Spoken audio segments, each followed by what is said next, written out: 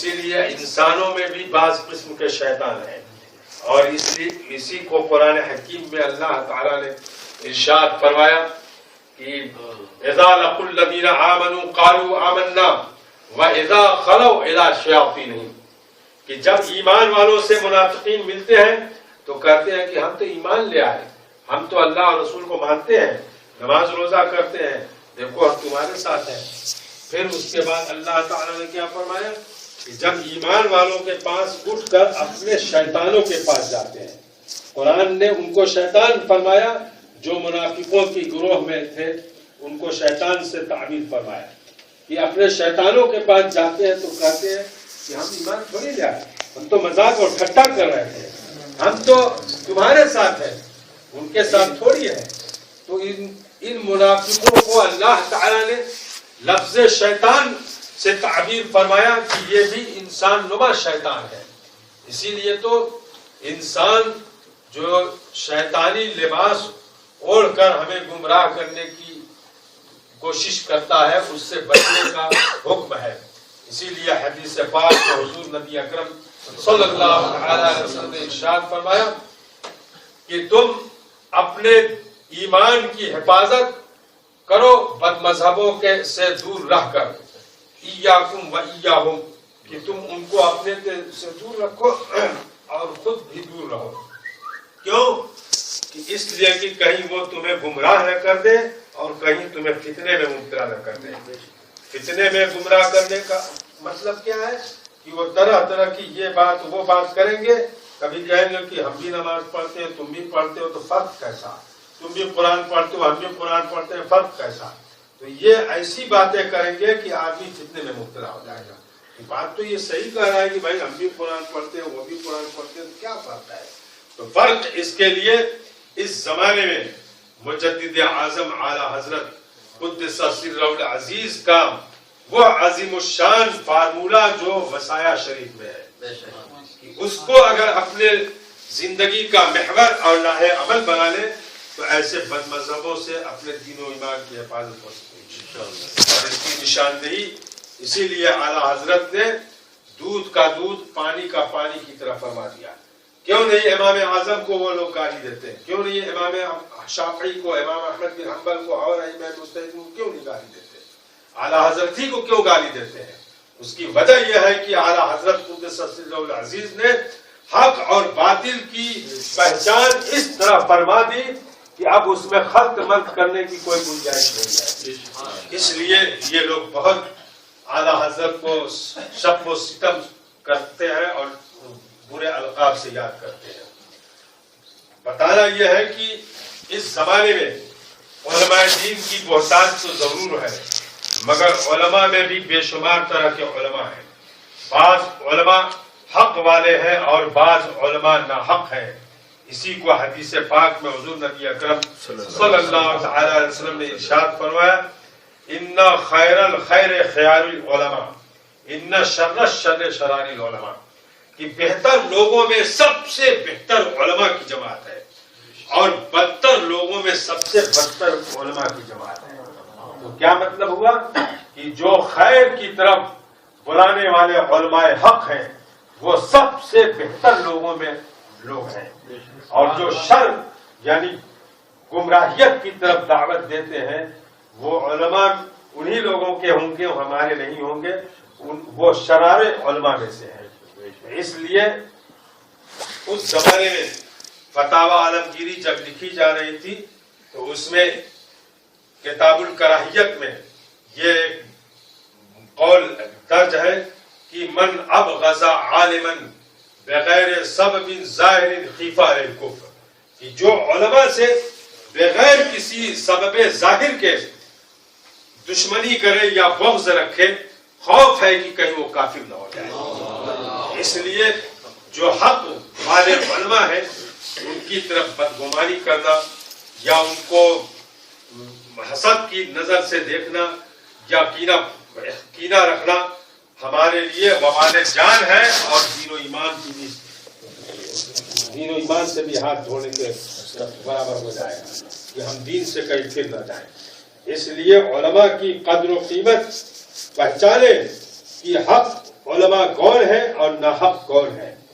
حق والے وہی ہے جو مسلک اعلیٰ حضرت کے صحیح ترجمان اور صحیح نشر و اشاعت کرنے والے علماء ہیں. اسی لیے تو اعلیٰ حضرت رضی اللہ تعالیٰ عنہ کے جب ہم خلفاء میں نظر رکھتے ہیں جانتے ہیں تو ہم دیکھتے ہیں کہ وہ اپنے وقت کے آفتاب و مہتاب علوم و معارف کے زبردست فنکار اور مستحکم پہاڑ سے بھی زیادہ ٹھوس دین پہ قائم والی جماعت تھی. خواہ وہ صدر الشریعہ علیہ رحمہ ہو حضور وہ شاگرد صدر الشریعہ یا حضور کیا نام ہے برہان ملت علیہ رحمہ ہو. اس طرح کے بے شمار علماء ہیں جو خلفائے اعلیٰ حضرت میں شمار ہوتے ہیں کہ جنہوں نے اپنی زندگی پوری مسلک اعلیٰ حضرت کے نشر و اشاعت میں گزار دی. کھانے کو کھانا نہ سمجھتے. یہاں تک کہ وہ وقت بھی ہم نے علماء سے سنا ہے کہ جب حضور صدر الشریعہ علیہ رحمہ نے مجدد اعظم اعلیٰ حضرت قدس سرہ العزیز کی بارگاہ میں عزیزہ پیش کیا کہ سرکار بد مذہبوں کے تراجم پورے دنیا میں چھا گئے ہیں اور لوگوں کے دین و ایمان کو خطرہ لاحق ہو گیا ہے. ہمارا صحیح ترجمہ قرآن نہیں ہے. اس لیے ضرورت ہے اس بات کی آپ ایمان کی حفاظت کے لیے ایک کنز ایمان عنایت فرمائیں. تو اعلیٰ حضرت نے جواب ارشاد فرمایا کہ وقت کہاں ہے.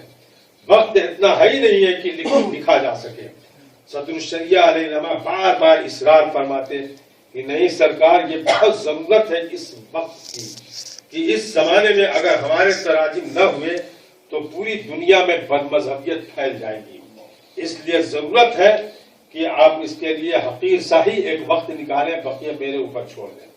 تو اعلیٰ حضرت نے جب اصرار پے در پے محسوس فرمایا تو ارشاد فرمایا کہ ٹھیک ہے وقت وہی ہے کہ جو قیلولے کا وقت ہوتا ہے دوپہر کا کھانا کھانے کے بعد جو 15-20 منٹ سونے کا ہوتا ہے اسی وقت میں بولتا جاؤں گا اور آپ لکھتے جائیں گے.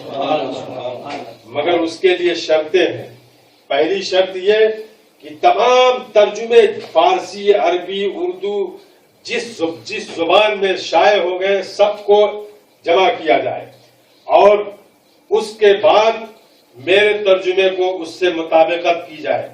پھر تمام تفسیریں جتنی لکھی گئی ہیں اس تفسیروں کو اس ترجمے سے ملایا جائے جو میں نے ترجمہ لکھایا ہے. اس میں اگر کہیں بھی تھوڑا بھی شرعی قباحت نظر آئے تو اس پر نشان لگا کے مجھ سے دوبارہ رجوع کر لیں. صدر الشریعہ علیہ رحمہ نے فرمایا میں یہ کام کر لوں گا.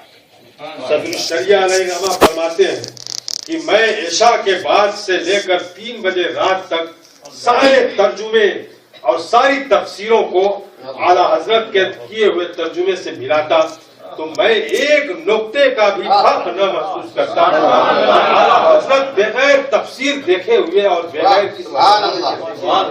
کیسا صریح اور صراحت منشاء الہی کے مطابق ترجمہ کرنا میں اس کو کرامت سے تعبیر کرتا ہوں.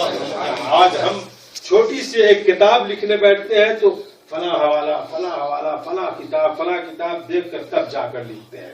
مگر اعلیٰ حضرت کی یہ عظیم الشان کرامت ہے کہ بغیر دیکھے ہوئے اللہ جل وعلا کے علقان کے توسط سے وہ ترجمہ لکھاتے چلے جائیں. کیوں؟ اس لیے کہ یہ کنزور ایمان ہے یعنی ایمان کا خزانہ ہے. ایمان کے حفاظت کا یہ سرچشمہ ہے.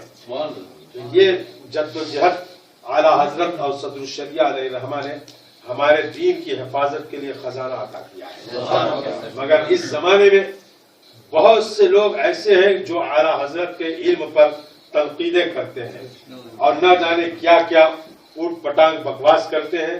ان کو اپنے دین کی حفاظت کے لیے غور کرنا چاہیے کہ کہیں ہمارا دین نہ ضائع ہو جائے اور ہم کہیں بھاگ نہ جائیں. میں نے اپنے طالب علمی میں 86 میں جب میں دورہ حدیث میں تھا تو اس وقت میں نے دیکھا کہ اعلیٰ حضرت کے خلاف ایک مولوی اکثر بکواس کرتے اور میں اس سے لڑ بھی جاتا اور میں حضرت کی بارگاہ میں کہتا کہ فلاں مولوی عبد القادر جو ہے نا وہ بڑا حضرت کی شان میں بکواسیں کرتا ہے، کیسا یہ اشرفیہ سے یہ فارغ شدہ شخص ہے. تو علامہ صاحب نے فرمایا کہ وہ شروع ہی سے بدتمیزی پر آمادہ رہتا ہے، اعلیٰ حضرت کی شان میں بکواسیں کرتا ہے، وہ عنقریب برباد ہو جائے گا. تو چند مہینے کے بعد میں نے دیکھا کہ اس کے پاؤں میں ایسا مرض پیدا ہو گیا کہ ڈاکٹروں نے کہا کہ اس کا پاؤں کاٹ دیا گیا. جب پاؤں کاٹ دیا گیا تو پھر وہی مرض دوسرے پاؤں میں ہو گیا، اس کا بھی حال وہی کیا گیا. نتیجہ یہ ہوا کہ اسی عالم میں اس کی موت ہو گئی. بتانا یہ ہے کہ جو اپنے بزرگوں کی شان میں ہلکی سی بھی گستاخی کرے تو اس کا وبال ہوگا. یہ تو جسمانی وبال ہے، دنیا سے بھی ایمان کے ساتھ نہ جا سکے گا.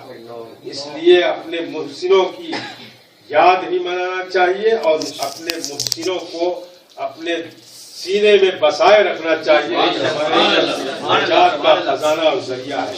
اسی کو حدیث پاک میں حضور نبی اکرم صلی اللہ علیہ وسلم نے ارشاد فرمایا الحب مع المرء، کہ آدمی دنیا میں جس کے ساتھ جیسی محبت کرتا ہے اسی کے ساتھ وہ اٹھایا جائے گا. ہم نے مجدد اعظم سے محبت کی، ہمارا حشر انہی کے ساتھ. غوث اعظم سے محبت کی، انہی کے ساتھ. خواجہ غریب نواز سے محبت کی، انہی کے ساتھ ہمارا حشر. بس جو جیسی محبت دنیا میں جس کے ساتھ کرتا ہے ویسی اس کے ساتھ ہوگا. تو میں بتا رہا تھا یہ کہ اللہ تعالی نے علماء کرام کو دین متین کی حفاظت کے لیے انبیاء علیہ السلام کے بعد پیدا فرمایا. اسی لیے حدیثوں میں جگہ جگہ علماء کی فضیلت اور علماء کی برتری وارد ہے. ایک حدیث میں ارشاد فرمایا اللہ کے نبی حضور نبی اکرم صلی اللہ تعالی علیہ وسلم نے کہ العلم عماد الدین و حیات الاسلام، یہ علم جو ہے اسلام کی زندگی، العلم عماد الدین، دین کا کھمبا اور اسلام کی زندگی ہے. کہ علم ہی کے ذریعے سے آدمی دین کے کھمبوں کو مضبوط کر لے گا اور اسلام کی زندگی، اسلام میں زندگی بخشے گا. کیا مطلب؟ یعنی جو سنتیں لوگ عمل کرنا ترک کر دیے اس کو وہ زندہ کرے گا. جب وہ زندہ کرے گا اس کو اتنا اجر اور ثواب ملے گا جس کا میں اندازہ نہیں کر سکتا.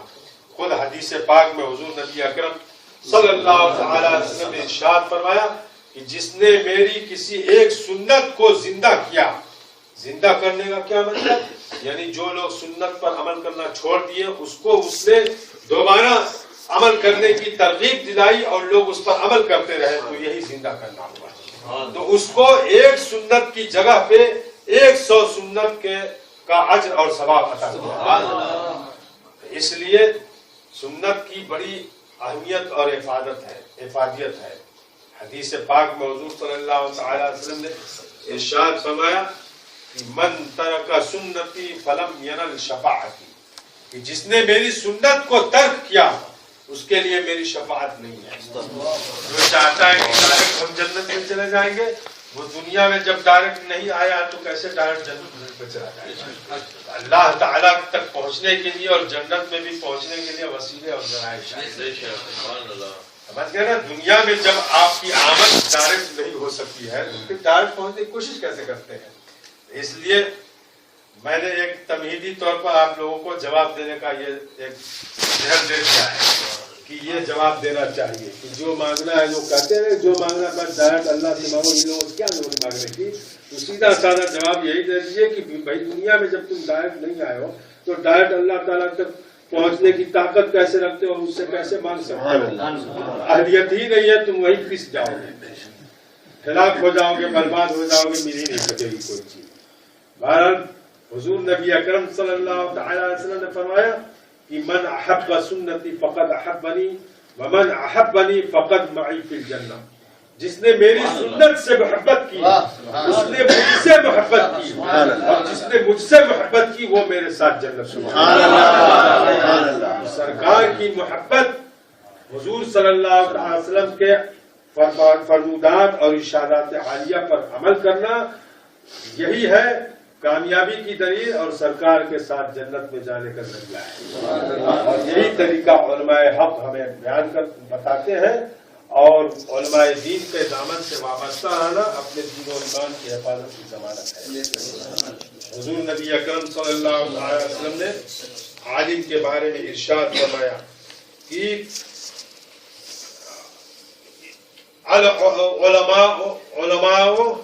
العلماء ایسے وہ حدیث سے ترجمہ اس کا بیان، علماء